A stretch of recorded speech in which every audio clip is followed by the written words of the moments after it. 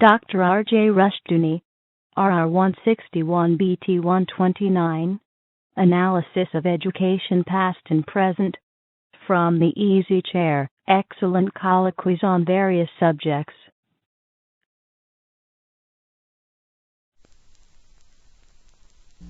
This is R.J. Rushdoony, Easy Chair number 233, January the 7th, 1991. This evening, Otto Scott and I are going to discuss education. I'm sorry that Sam Blumenfeld of our staff is not with us because he certainly is an authority without equal in the field of education. However, be that as it may, we're going to do the best as we can with what I believe is a subject of very, very great importance. I want to start with a general statement calling attention to a couple of things. There was a front page story in the Stockton Record this past week, which, unfortunately, I did not save. But it made me so disgusted I had no desire to look at it again. It was about a judge who sentenced a mother in Stockton to prison to spend one night or more, I've forgotten how many, in jail because her son was not in school. She said that she had allowed her son to stay home because he was very much afraid of the gang activities at school. Now, the judge did not say the Department of Education must make the school a safe environment and a place of learning rather than gang activities. He punished the mother, put her in prison. And, of course, the boy was taken by the truant officer to school, no doubt to be beat up by the gang members, and his mother now unable to protect him. That kind of thing happens because despite the state's claim to be concerned about education, it is more concerned with controlling people than anything else. And in this instance, a school with a poor learning situation was forced onto a boy who was afraid to go to school. I submit that episode tells us a great deal about the problem from coast to coast in education today. Then I think there's a second point I want to make by way of introduction, and it is this. We have made a disastrous equation. We have equated education with formal schooling, with grade in high school and college and graduate school and that sort of thing. And the two are not necessarily synonymous. We have a major problem in the United States today because, especially on the university level, we have an absence of freedom and of true education because it is all important for everyone to be PC, politically correct. And anyone who is not is harassed, is abused, is thrown out, and in a number of ways treated as an uneducated person. I heard recently from a man who dropped out of a graduate school in Britain because the thesis he was working on, or rather the dissertation for his doctorate, had to do with the social influences of the Puritans, how they reshaped men in society. And he was told that his thesis was an impossible one and absolutely wrong. Christianity being a product, albeit not a good one, of the evolutionary process, it represented fallacy rather than truth, and therefore could be of no influence on society.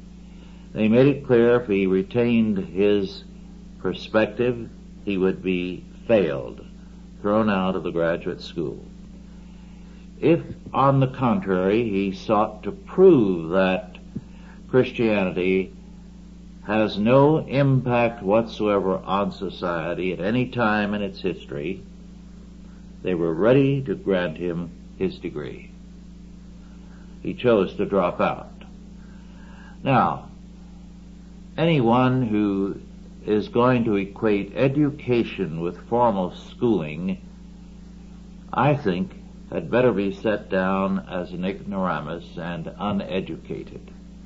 Well, with that general introduction, Otto, do you want to make some general statements? Well, I must say that I'm very surprised to hear you say what you did. I agree with it. But I realize also that it represents a considerable shift from what you must have believed some years back when schools were in better order. Although, of course, it's always been true. Education is a very large term that encompasses what you learn in life as well as what you learn in the various situations in life. To restrict education to a classroom has always been a mistake. What we have seemed to have done here has been to substitute, in a real sense, schooling for learning. Yes. And we've also attempted to use schools as a means of defining social class. Now, there's an old assumption in the United States that class in Britain, for instance, was determined by people because they went to Oxford or to Cambridge or to Eton or Winchester or whatever. That's never been the case. Class in England was a matter of birth, never a matter of schooling. The upper class very seldom went through college. Didn't have to. And if it did go through college, it very seldom even bothered to pass an examination. Yes. Because examinations there didn't mean as much as they mean here. A degree doesn't mean as much as it does here. There are differences in cultures. But perhaps because the United States decided to discard the idea of a hereditary aristocracy, it gradually came to replace it with education, and then from the decline of education with just simple schooling. And we have here today an enormous number of people with degrees, but you have to go back to the school's transcript to find out what they actually studied and what grades they actually made. Now, this is considerable amount of investigation. We can't take on face value a degree. We have children who get out of high school who can't read, and they have a diploma, and the diploma is perfectly legal. So we're living in a system of thought, you might say, and of class, which has a great deal of the phony in it. It's almost like a world of mirrors. We have the right labels, and we have uneducated people. We have unqualified people who have all the credentials, and we have no term for those kind of people. So we're really in a terrible situation. Yes, the idea of a class structure based on educational attainment and degrees, which you called attention to, was proposed by Jefferson. I think the development of it has been to an extent a perversion of Jefferson, but to a degree also it has been an outcome of his thinking. The University of Virginia, which was in its origins patterned after Jefferson's ideas, and therefore was to a degree the one non-Christian university or college in the early days of this country, very quickly gained the reputation of being the least desirable atmosphere, a very bad situation, because all the emphasis was on learning, on classical knowledge. It drew as a result people who saw themselves as gentlemen because they were there, and they were a very rowdy, ugly element. They were dangerous to tangle with if you were one of the ordinary folk of the area. With regard to my own education, I spent a great many years, of course, in school and in graduate school. What I enjoyed was the University of California Library. I was able to get staff privileges very early through the assistance of one or two faculty members. And I spent endless hours in the stack studying, exploring this or that subject. But as far as the teaching was concerned, there were 3 professors all told who made a very real contribution to my learning. One in the philosophy department and 2 in history. It was not because of any agreement. The man I gained so much from in the philosophy department was a pragmatic naturalist, but he was a brilliant man. Today, the emphasis increasingly is such that the kind of thing I did is a little more difficult to do. For example, one of the things I noticed when I returned to the University of California after having been away perhaps 25 years or so, going to the library, was to see something missing. As you came through the front door on your right, there used to be a large reading room. You entered there and you had to discard all notebooks, anything that would indicate study or research. But there were magnificent books there. It was a collection created by someone for students who enjoyed learning, the sheer pleasure of it. So when you went there and you had comfortable, easy chairs and desks and excellent lighting, you had the privilege of reading books in history and in literature for the sheer delight of learning. That was a magnificent ideal that somebody had who put up the money for that room.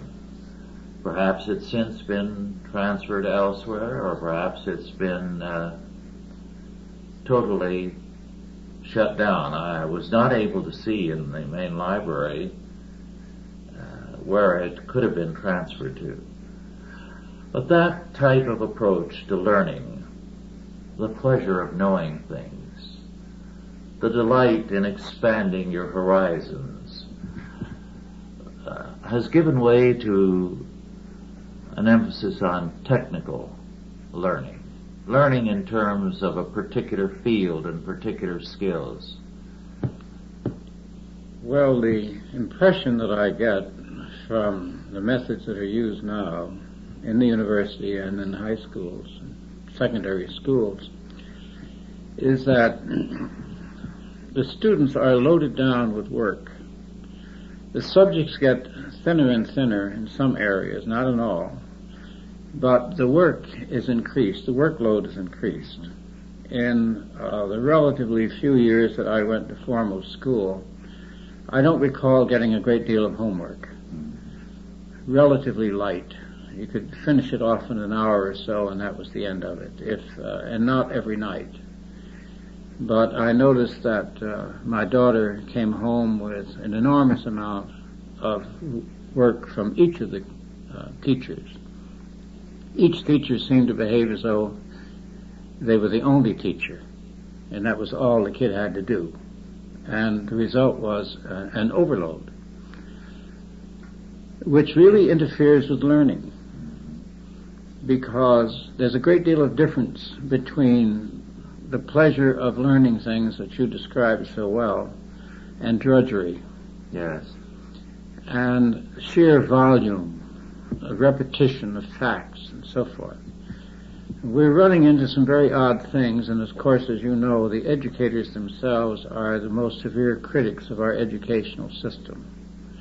That is, some of the more recent ones, Bloom, etc. Sam Blumenfeld, for that matter, was a former teacher, and his criticisms come from the experience. I've just finished a book by Page Smith called Killing the Spirit. Excellent. An excellent book, in which, after 30 years as a teacher, he is denouncing the system that pensioned him off and that he spent his life in. And he was an unusual individual, I would say, because he also published a book at one point consisting of excerpts from a correspondence called Letters from My Father. Yes. And his father was an outrageous individual, and you would hardly expect such a man to have a son as eminent as Page Smith. But in any event, it seems that it now takes something like 12 or more years to get a doctorate in the humanities, and it only takes something like 5 to 6 years to get a doctorate in the hard sciences. Mm-hmm. Now, the humanities have become almost indefinable. It's a term that's cloudy. You hardly know anymore what it consists of. And why such an amorphous area should require twice as long to get a doctorate in than a hard scientific area is probably due to what you were talking about, the politically correct attitude, because it consists of an orientation in liberalism more than the grasp of a subject. Well, for instance, let's take literature. Let's take English. They go into constructionism, deconstructionism, so forth and so on. The number of commas that Shakespeare used as a dissertation, to be done with a computer, of course, as against this solid physics involved in engineering. So we have here a sort of a meltdown of what actually education is supposed to be. Mm-hmm. Well, looking back on my years at Berkeley, and having done some reading on the general subject of the life of the university and its history, the medieval university perhaps has had its closest analog in the American university, because both have very strictly followed the lecture system. That was the essence of the medieval university, and it's the essence of the modern American university. And it can produce, in some ways, the best and the worst in education. For example, I had a professor, this was in the mid-30s, and I would say he was not unusual. It was a little more obvious with him. Was using lecture notes that he must have devised somewhere around 1917 and 18, because the jokes he told, which were a part of his lectures, were very thinly altered jokes that had reference to World War I events. So he was giving us very stale material. But then I had another course which was on Central European history. The professor in that course not only gave us the history of that era, the 19th century, and the 18th and 19th centuries, but he also, as he dealt with the use of Central Europe and the balance of power, politics, dealt with the daily newspaper and what was happening in terms of the balance of power. And of course Central Europe was very much involved in the whole thing, as Stalin and Hitler were jockeying for power there, and France and Britain were on the sidelines trying to exert an influence. So that as he developed his lectures on the 18th and 19th centuries, he was teaching us how to read the daily papers and commenting on them. It was a tremendous course. Another course on Byzantine history was similar. It acquainted us with the basic issues that confront social orders then and now. And it reshaped my thinking to a great extent. So that one of the problems with the modern academic community is the sheer laziness of most of the people involved. They're not willing to grow. Well, I don't know enough about what actually goes on in the modern classroom to be able to say. When you were enjoying those lectures in the middle 30s, I was earning a living in the newspaper business. And of course it couldn't be possible for any young man to do that today, because I didn't have a degree and didn't have the proper credentials, as my father said. He was somewhat shocked that I was able to do this. But I was getting an education in practical politics and in behavior and in the nature of the world. And that was an education, of course, along different lines. I think probably a conversation between two individuals like yourself and me on this particular topic comes fortuitously, because here we stand as two different specimens of the methods of learning. I did, however, try out one or two classes at Columbia at one point, because always one feels a little bit inhibited by the absence of formal schooling, especially in a country like this, where the question, where did you go to school, comes up from perfect strangers. And you wonder why they care, but at any rate. I did attend a class at Columbia one evening, beginning one of the courses there, and the professor spoke about newspaper ethics. And I had to say, when I had a chance to, that I had not seen any of those ethics in operation, and that I was working in journalism and had been for a number of years. He said, well, we're not necessarily talking about what it prevails, but what should prevail. And I said, in that case, I'll transfer to the School of Divinity, because I saw no point in a professor with that sort of an attitude. We cannot tell the world what it should do. We can only look at the world as what it is. And if we can get that far, we're pretty far along. And this is the area that is beginning to bother me about American education on a higher education, that is, in general, and that is that the products that I meet, and they range from the doctorate to the specialist and so forth, do not reflect an educated attitude. And unless they've had considerable experience, and that of course tempers people, they get pretty sensible after a while. But the young people especially are now becoming very difficult to hold a conversation with. They have fixed attitudes. And if you are not expressing the same attitude that they are fixed in, there is no discussion. Yes.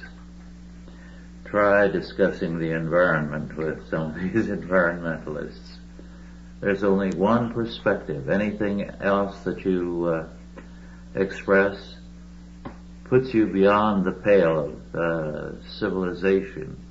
But the problem here is that, as you know, if you express something that I don't agree with, I'll immediately say so and start to argue the point.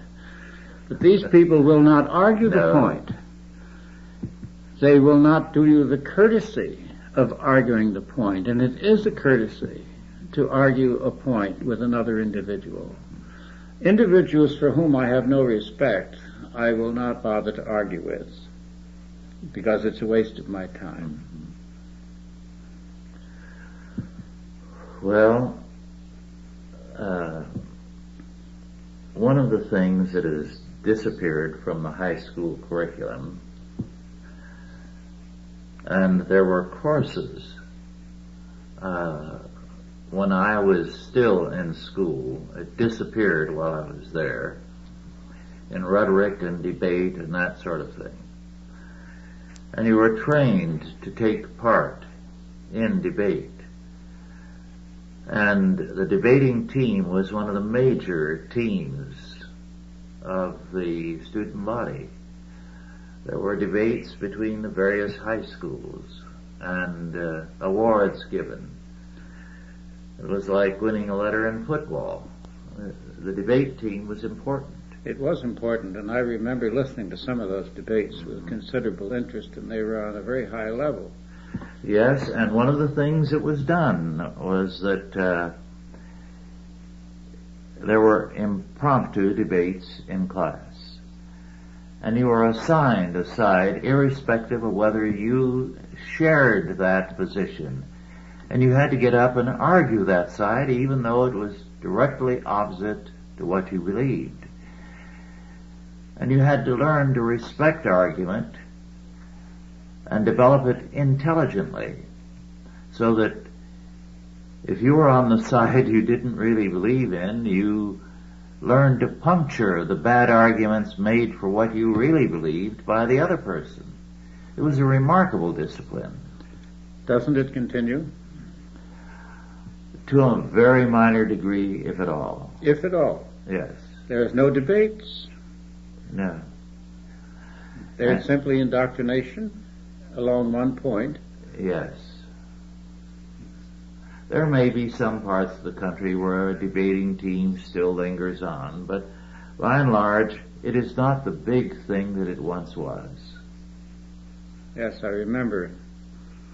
It was a very big thing.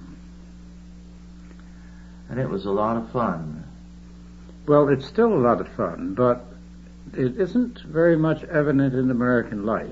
Mm-hmm. I think we've gone over some of this ground before, and I believe I've said once before that American at a party or at any kind of a social gathering, if you disagree with the hostess comes running with a cookie platter and tries her best to stop this before it gets out of hand, because you obviously came as an enemy to disrupt the whole place. And, you know, in other countries, if you agree with everything the host says, why, people consider that you must be some sort of an idiot. You don't have any opinions of your own at all. You're not invited back. One of the things about education that I think it is important to understand is that the modern age began with a totally false perspective. One of the aphorisms that marked the dawn of the modern era was a 3-word sentence which is very much featured in history books and in various textbooks. Knowledge is power. Knowledge is power. And that is contrary to the biblical perspective, which says knowledge must be related to wisdom rather than power. And we are told that with all thy learning get wisdom. What has happened is that knowledge has indeed been equated with power. And while there is a sense in which that can be true, basically it has warped things. I believe I've mentioned before a U.S. history course I took at the University of California, and the professor was a man who immediately drew a tremendous number of students. I took the course because it was required, and I hadn't taken that particular course previously. But it was a huge auditorium, filled. And the students came there as though they were going to hear a great man. They heard a pompous,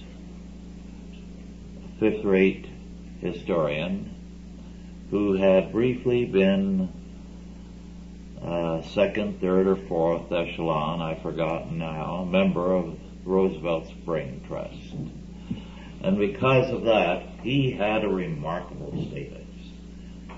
He had been close to the seat of power, and he had left voluntarily, so he still ostensibly had contacts. And because of that, a man who did not say one thing during the entire course that was worth hearing, nonetheless was highly regarded because he had been close to the seat of power. It's that false perspective, that false association that has warped modern education. Well, I agree with that. There has been a triangle set up which functioned very much through the Roosevelt administration and continued and expanded. Men of practical experience who used to occupy large positions of authority in Washington, temporary authority, of course, especially during World War II and before Mr. Roosevelt. In World War II, we had to have the engineers and the industrialists of Detroit and the rubber industry and every other industry in order to get the war industry to continue to work. So for a while, we had some very important business people in Washington. After World War II, they were swept out again. Yes. And a different sort of a triangle was set up with the professors at one end, the politicians at another end, and positions of prestige, you might say, in society at a third end. The professor would go to Washington. The professor, first of all, would become a consultant to business. Or he would go to Washington and then become a consultant to business and then go back to his professorship. So we had the Schlesingers and a whole army of these fellows, moonlighting professors who were active in business and active in government and active in the university. And they introduced into industry the methods of academia, the peer review, for instance, where a man in a corporation would be reevaluated officially every 6 months. Now that didn't exist before this new system came into being. Academia, in effect, bureaucratized the bureaucracy, and it bureaucratized industry, and it bureaucratized government. So they all begin to function the same as the university, with the faculty and the peers and the standard of measurements, even the grades.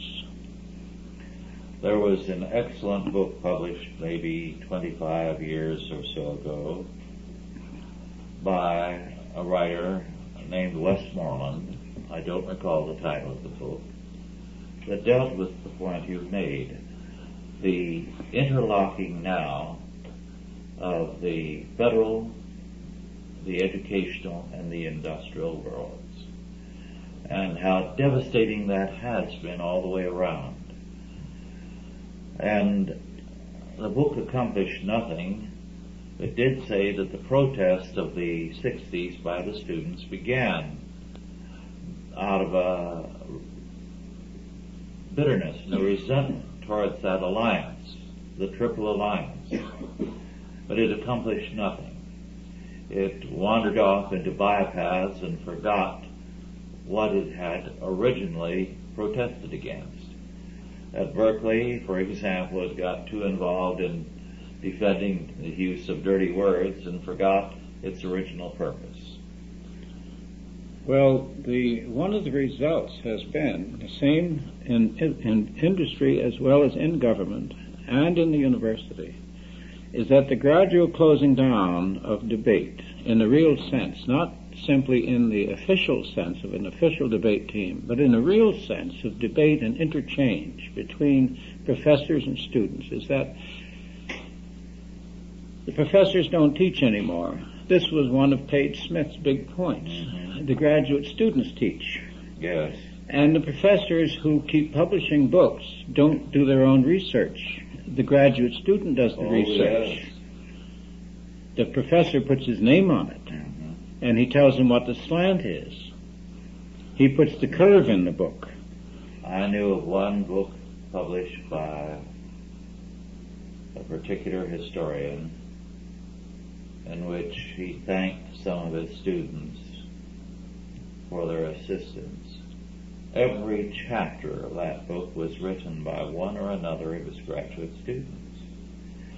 Had the students chosen a subject other than those he wanted written on in order to produce his book, he would have flunked them. Absolutely. He was that arrogant. No, he wasn't unusual. No. It's considered a great feather to be allowed to do the research for the professor's book. You know that guarantees your degree. Yes. Well, this business has had its effect in bureaucracy. Studies, monographs, which the professors provide to the bureaucracy are then taken as incontrovertible. Business can say that is not the case. Mm-hmm. That our experience in the marketplace, or our experience in research, our experience in the factory, our experience in vis-a-vis labor unions and so forth, does not fit that paradigm. And there is absolutely no chance of getting that objection heard. Mm-hmm. All discussion is stopped. Yes. And you are handed from Washington, in effect, lectures that have the force of law, just as the student in the college is handed lectures that have the force of failure or success. You either accept or you are failed. This is what we're talking about. We're talking about really education as an instrument of control. There is an amusing aspect, grim in some ways, but amusing in others. The Fabian socialists had a marvelous system of intimidation and control where members of parliament were concerned. They would have a variety of scholars produce very, very dull, heavily statistical studies, and then summarize ostensibly what they had uncovered in a few pages at the end in crystal clear language. But there would be no relationship between the research and the conclusions. And they would make these available to members of parliament who would use the conclusions because the rest was unreadable, and the conclusions were pure opinion and had no relationship to the research. Interesting. Mm-hmm. Very interesting. Well, business has had to struggle. Of course, we have here in business and in industry, let's take large corporations as what I'm talking about, men who come out of the schools that we're discussing. And one of the problems there is that they all give you the same answer, because in effect they all went to the same school. There's no difference between the Wharton School of Business, the Harvard School of Business, the Yale School of Business, the University of California School of Business. They all teach the same things. So consequently you have all these men who have the same answers. And one of the reasons for that, one of the consequences of that, is that American industry has declined in terms of inventiveness. Yes. Now, when Margaret Thatcher in England ended tenure in the universities, it was interesting to me to see how many Americans that I know were shocked to hear that such a thing could be done. They have actually come to the state of mind where what is all that can be. Mm-hmm. Yes. And this is exactly the opposite of what education is supposed to lead you toward. Sam Blumenfeld sent me a copy of the December 1990 Atlantic Monthly, and the article that takes up a good deal of this issue by Paul Wilkes is titled "The Hands That Would Shape Our Souls, the Changing and Often Troubled World of American Seminaries." Deals with seminaries, Catholic, Protestant, and Jewish. And their lack of any sense of reality. The seminaries he deals with are the mainline seminaries, Catholic and Protestant and Jewish, and all irrelevant. Playing games, getting involved in some instances with feminist theology or black theology or liberation theology. Does it fit your observation of seminaries? Yes, yes. They are not interested in the faith as much as in a sociological reshaping of society. Well, that's a big order, isn't it? Yes. They want to be social engineers, and they're using the church. Well, that's power again. Yes.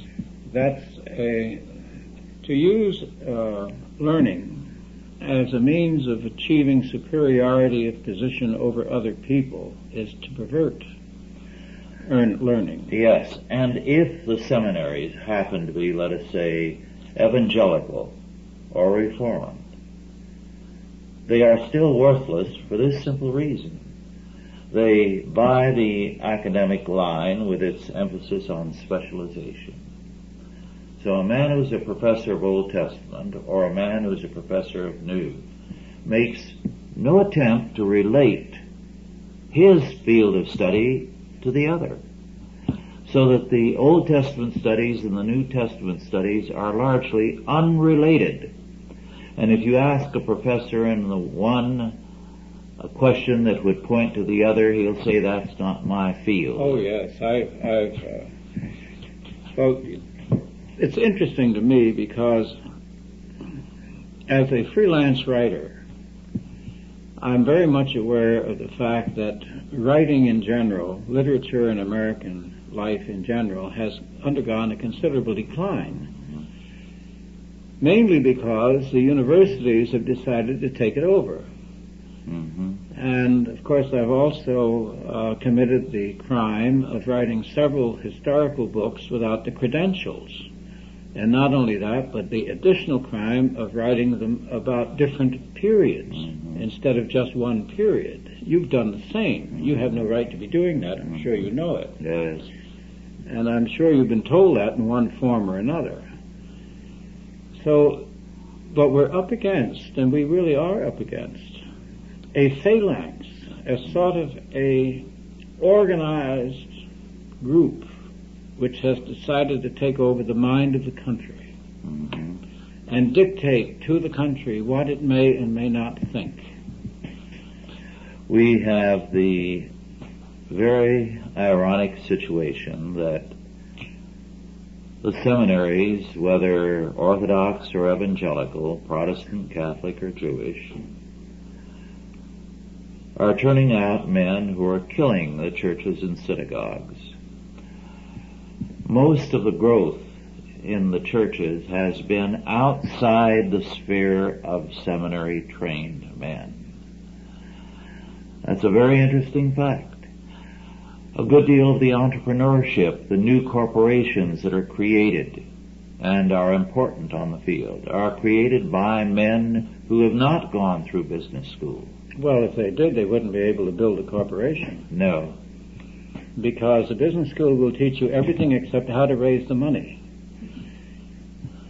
And in practically every instance that I've looked at, business courses consist of how to get along with the boss, and not how to be a boss. They talk about managing, but they don't talk about leadership. And actually, leadership is the subject. How do you become a leader? Well, my observation of many leaders has been that God made them. I remember Eddie Leahy during recess in the New Windsor School and the country school. He had a new boy. He joined us. We were sitting around under a tree. Eddie began to probe him a little bit, ask him a few questions, and finally said, he said, I don't think you couldn't climb trees and do things like that. Oh, the boy said, sure I could. Eddie said, you think you could climb that tree? He said, yes. He said, I don't believe it. Well, the kid went over and started to climb it. Eddie got up and walked away. He found out all he needed to know about that guy. He was somebody who could be pushed just like that. Yes.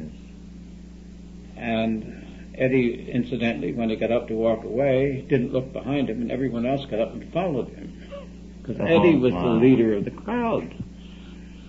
And how do you teach this to a young boy? You certainly don't teach it by schools of management. Or you have a fellow teaching management in a university who has never been in business. Yes. Yes. So we have here form over substance.